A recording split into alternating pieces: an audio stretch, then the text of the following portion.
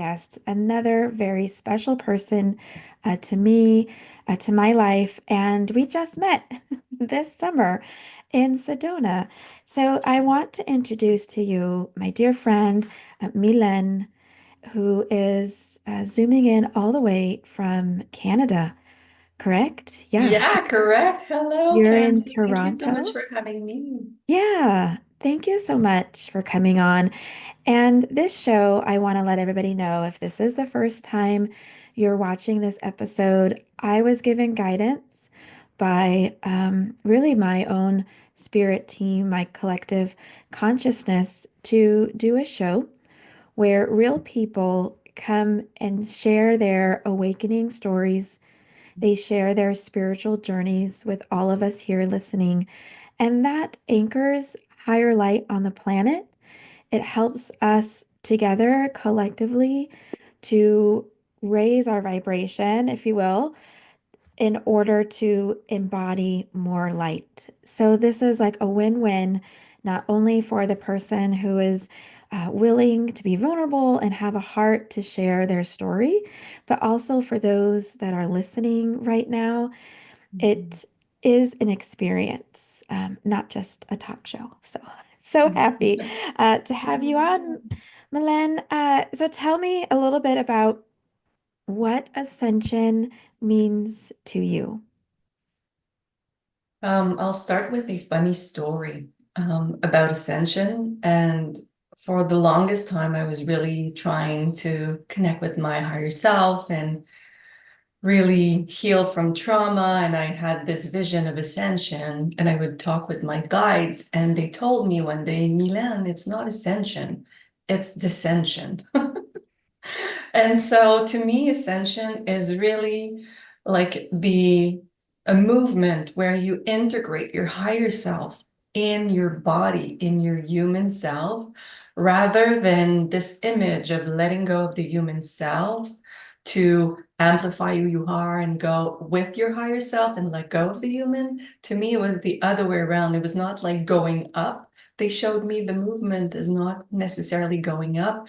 It's more like receiving your full self into your human form, into your body, into your human expression. So I know we connect ascension with spirituality, but I think this is what we've been doing for so long. It's not necessarily like a spiritual thing. This is what we are designed to do. And then we made like something a label called spirituality and a label called ascension. But really, I think this is just what humans are designed to do. We are designed to integrate the highest vibration, the highest frequencies of who we are into this beautiful human and sometimes messy container. Right. And I agree with that. For a long time, I searched like outside of myself. And it wasn't until I had my own spiritual experiences that I realized it's not an ascension. It's for me, I call it an inscension. Oh, I So love that. That exact. Oh, yeah, yeah. that's So beautiful. like Ascension. you're I will steal inwardly. that, Candice. Ah, That's it's okay. beautiful. Steal it, girl. That's why we're all here. We're here to Yeah. support one another, because all roads lead to the Yeah. same place. We're just Yeah. on different Yeah. paths to get to the same destination. Ascension. Love Yeah. it. So what got you from like what got you here? Were you always into spiritual things? Um, how was your childhood? Did you get any like opposition from family? Like, if you look back, Yeah. what were some things that led you here today? So I was definitely a kid that could feel and see everything, but I didn't know that. So I had no reference, and I thought everybody was like me. So I was deeply clairsentient. My body, I often refer to my body as a crystal, like so clear that I would pick up on every vibration. And I would look at people and see inside of who they are, like very deeply. And but I didn't see like angels, light beings. I had a couple of dead people walking around from time to time, but I was not that kind of kid who would just see right from the beginning the multiverse and all the multiple realms. But I was really clear when I would look at a human, it was like a scan. I could scan the body and see everything, but I thought everybody was like that. So from my childhood, I was really often feeling like things are very incoherent because people would say things and then I would look inside of them and feel, but you're saying this, but that's not what you're meaning. So I didn't understand like the dissonance or the incoherence between what I saw and what people were projecting their image. So I could hear all thoughts, I would hear all the emotions, hear all the, or feel and hear all the transgenerational patterns. I could really connect easily to that. But then had no one to teach me about that. It was not part of my education or my surrounding. I remember my mom would say, when I would give her a little glimpse of like how strong my intuition was, how clairsentient I was, she would say, "Oh, you're a little witch." Like just not knowing what to do with that, or you're so whole, you're just so whole. And I was like, what does that mean? Like, aren't we all whole? Like, I didn't understand really. So I was not necessarily like in the spiritual settings. I didn't know anything about that. But I was like, I could read everybody, not knowing I could read everybody. So I had a really clear channel as a child.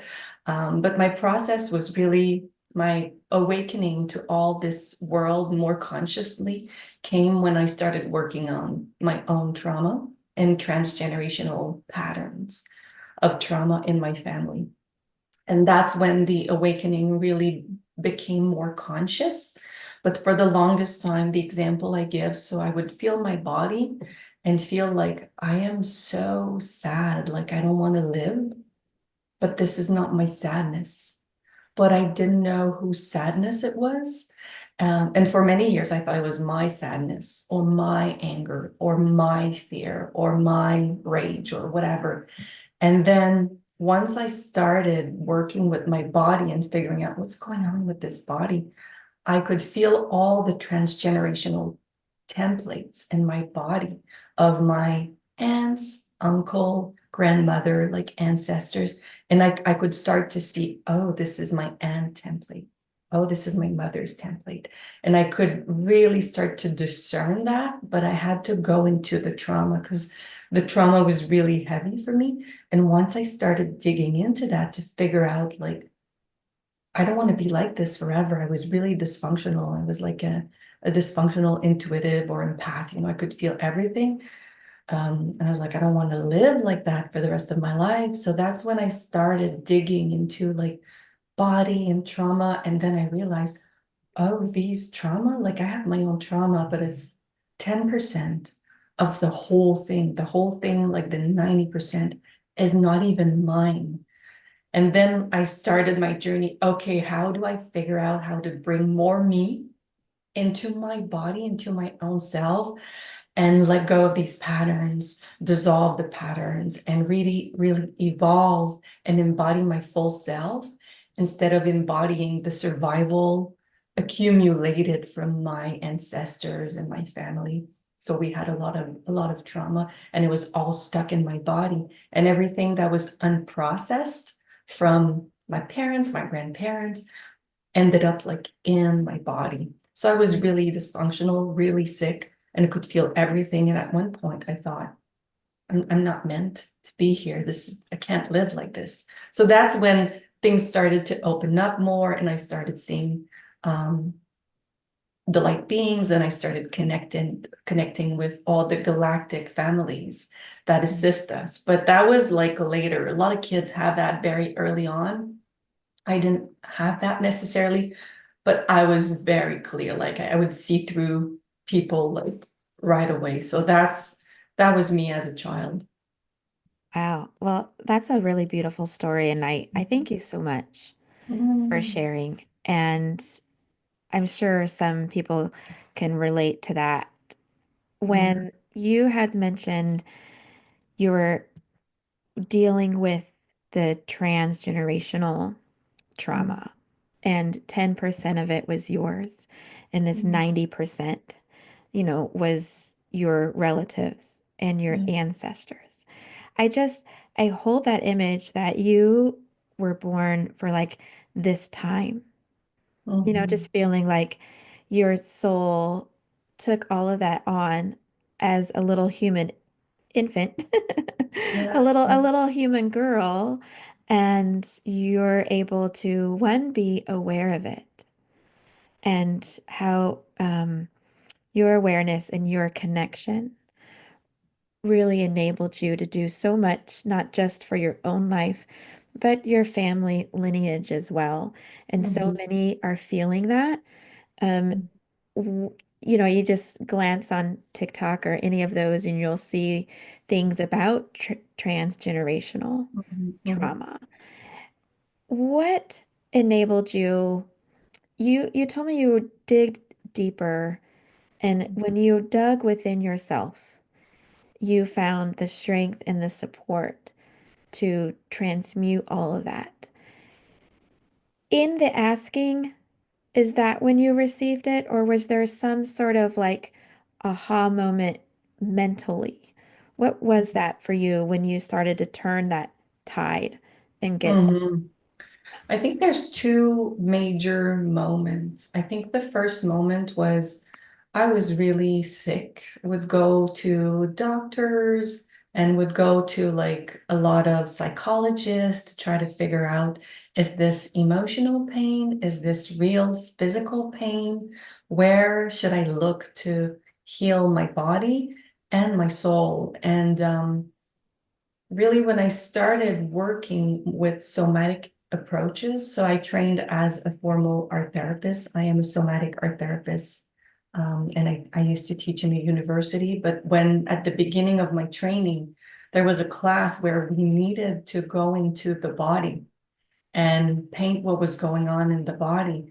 And that was one of the biggest haha moment for me because I had been doing therapy for the longest time, digging my patterns, digging in the past, trying to go at it emotionally and intellectually, but never with the body. And that was really a big haha moment for me when I started working with the body and images that come with from the body, like somatic images.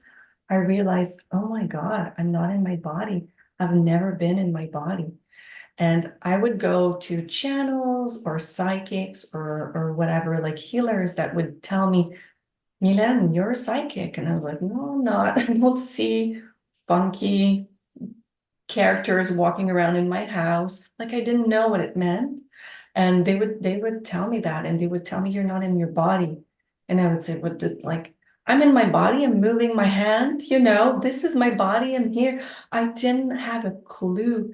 But then when I remember the time when I did this painting of my body, and it was like, oh my God, I had nothing to paint, Candice. I couldn't paint anything.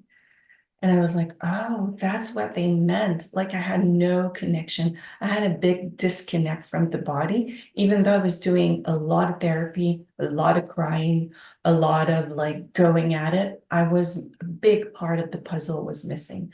So that's when things started shifting because I started working with somatic art therapy and somatic experiencing, along with channels and healers and but I drifted away from conventional therapy and doctors and conventional approaches more towards that. And then once I started integrating my body more deeply, I could feel it was a portal.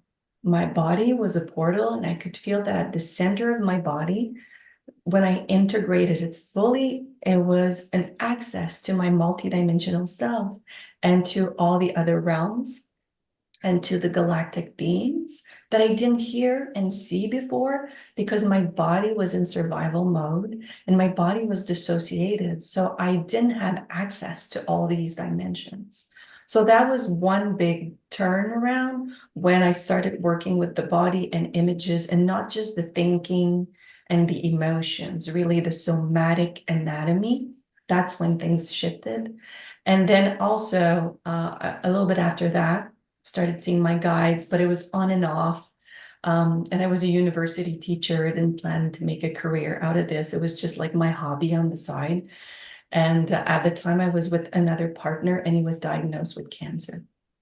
And that's when things opened up very quickly because he didn't have any help. He would go to doctors or hospitals or even channels and healers, and nobody could help him and unlock the door. And now looking back, I knew that it was because I needed to open my channel. So I was left like my partner was about to die. He would walk into the house and I would see the angel of death next to him. And I was wondering, like, okay, like what's going to happen? And that's when my channel expanded. It was really open, but on and off because I was a teacher and I was, living my regular life. But then once my partner was on the verge of dying, like really close, it's like it propelled me to open everything and to receive, we say we have gifts. I think we all have that, but I will say to receive my full gifts or my full expression, the full expression of who I am. And that's when the big turnaround. Um, I say that's when the switch opened and it never closed again. But before that, it would open and then close and then open and then close and then it's like how do you figure out the switch? I would love to know like how to turn it on, how to turn it off.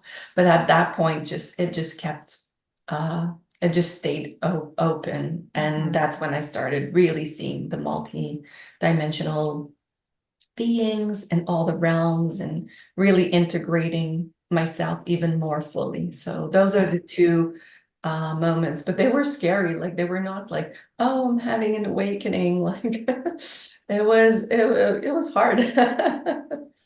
Yeah. It can be really hard, can it? Mhm. Yeah. And I hear there's two things that I want to address from what you said that stuck out to me.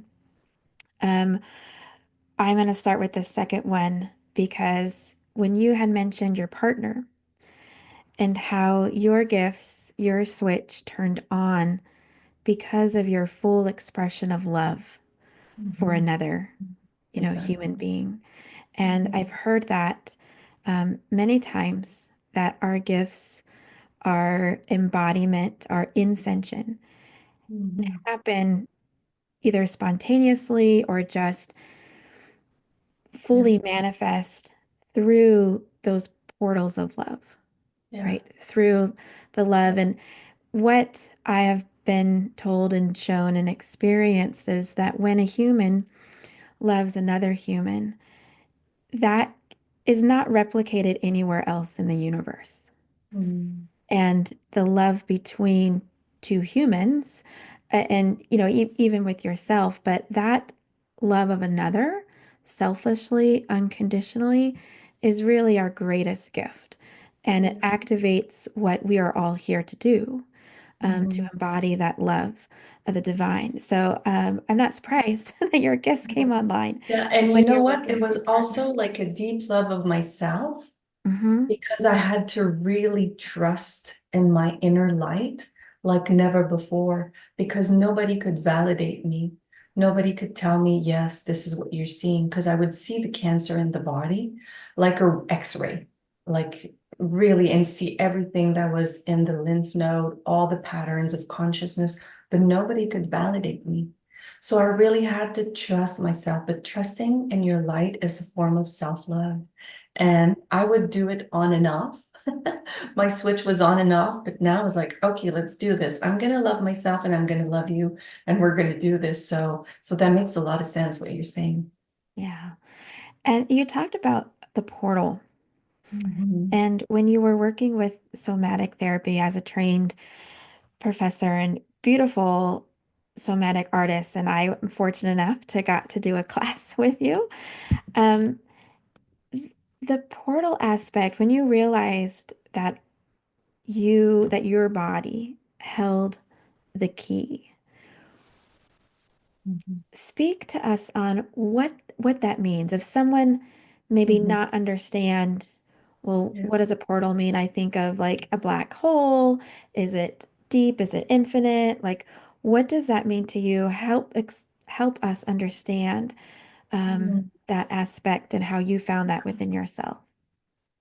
Yeah, so before I knew my body was a portal, my body was just like a container where I would walk from A to Z, drink, sleep, lift the box, like it was a physical thing. It was a physical, take a shower, like it was physical.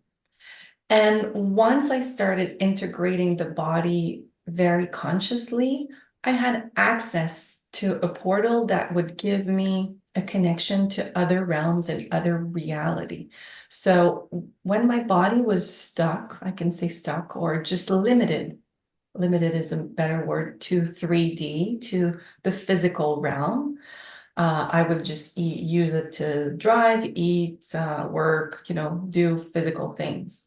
But once I started figuring out, oh, my body is multidimensional. There's multiple realities outside of this physical reality.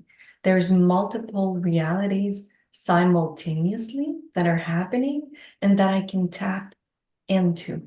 So it's almost like in the Matrix, when you start like to see behind the physical reality and see what exists other than these walls, this painting. I was very limited to the realm of the physical. But once the body started vibrating higher and outside of survival mode and outside of trauma and transgenerational pattern, it was like inside of me, so many TV shows open kind of thing. When you have a TV and you have like many screens and you can watch soccer at the same time, you can watch news or whatever. I never do that because it's too much for my body. But we often see these televisions with many screens at the same time. So I could go into my body and tap into various screens or various reality. So I started easily seeing my past lives. I started easily seeing like other dimension, other beings that are not in the physical realm. So that's why I say it's a portal.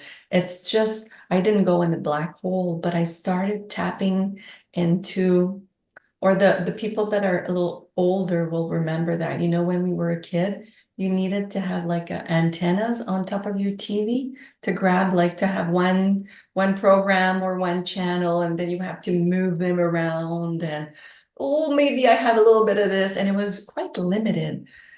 Once I integrated my body beyond the frequency of survival, it was like all the channels were now available, and I didn't have to play around with the antenna and try to hold it in the air and see if I can get a clear image. I would get images of everything that is accessible in the quantum field. So so it's hard for us to imagine that because we're so conditioned by the physical realm, and we're so conditioned to only experience what our senses are seeing. This desk, this screen, this typewriter, whatever. But there's really multiple realities that exist beyond that. And that's why I say, like, we are multidimensional beings.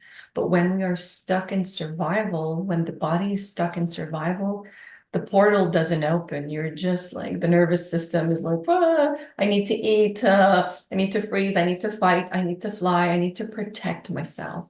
So as you incend, to take your beautiful word, you don't need so much to protect yourself because you tap into other frequencies and you receive so much, and there is so much out there. So that's why I say the body is a portal. It's like it opens up to many realities. The big one, it opens to the big one. The Because, real reality. yeah, because Yeah. when we are here in the physical body, when the physical body is in survival, we are separated from the big one, or from our multidimensional consciousness. We are separated from that. We run on linear consciousness or people call it dualistic consciousness. So, and we are separated, but once we reunify our higher self with the body, then we become very mobile. We can move. And it's not about leaving the body and being outside of the body.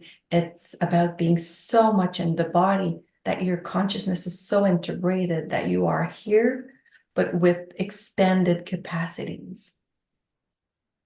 That's beautiful, amazing. I'm still integrating everything that you said. And, it's funny because since we even started this episode, I felt like open to more things. And with that portal aspect, when you're ascension, when you're integrating all that is, Yeah. it is a real physical experience. It has been for me, like every cell of the body just resonates and you feel the harmony within your body of the cells trying to like catch up. Mhm. To me, it's always Yeah. like my body has been the last thing to sort of catch up and Yeah. integrate. And I almost feel like I integrate from both ways, from the top and below. It's an experience that I have a hard time even putting into words. And hearing your story, Mylene, has just, I guess, reminded me more of Mhm. my true self. So I want to say thank you for Mhm. being willing to share your beautiful journey. And I love you so much. Thank you for Oh, I that. love you too. I'm so happy we met in Sedona. This Yeah, is I know, just by chance. I wasn't even beautiful. gonna Yeah. go. Wasn't It even gonna was go. planned. It was planned by the our higher selves, you It's like know. you're going, like just go early. And then that one day I met you there. And it's amazing to know and to trust that you're Mhm. always being guided and always being shown what is the highest good. And no matter what happens in your day, if you really believe that it's for your highest good and you trust the process, I mean, you could get in a car wreck and know, like, well, that must be for my highest good on some level, Mhm. or else that wouldn't have Yeah. occurred. Yeah. So before we wrap up and you tell a little bit about yourself, I just want to pause. And part of the pause in Ascension stories is letting everything, all the wisdom that has been shared in your story, just process. So if you're Mhm. willing, just take a quick 10-second pause. And audience, you can close your eyes if you want and really imagine the light from this conversation just filling you up with whatever it needs to be filled with your own light, your own goodness.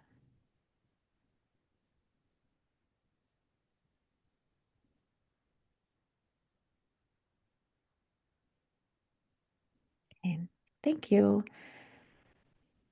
We're always in a hurry to go on to the next thing. So just have to Yeah. pause.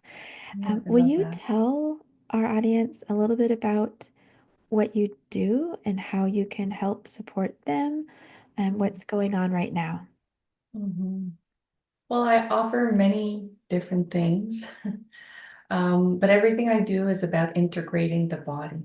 Everything I do is about helping people integrate their body. And depending on where they are in their journey, it might look different. But basically, I work with somatic healing to integrate really the nervous system, to get the nervous system to move out of freeze, fight, flight, fawn, merge. There's so many, but the basic freeze, fight, flight. So I help people do that through a process I call the somatic mapping process. So I help people map their body and come back to the body so that they can open the portal. So that's very important because a lot of people are trying to ascend or connect with their higher self or really dive into spirituality without integrating the human body. And that's where they get stuck. So that's what I help people do. And it's a very trauma-informed process. And we really help the body to come together. It's a 3-month journey. And we really help the body come together so that the person can open the portal. So I offer that. And I also offer some one-on-one mentoring for those I call the luminaries. So for many years, I've been coaching and supervising and assisting other therapists. I used to be a clinical supervisor. I used to work in a more traditional setting, and I would coach and support other therapists. And I still do that to this day, just in a different way.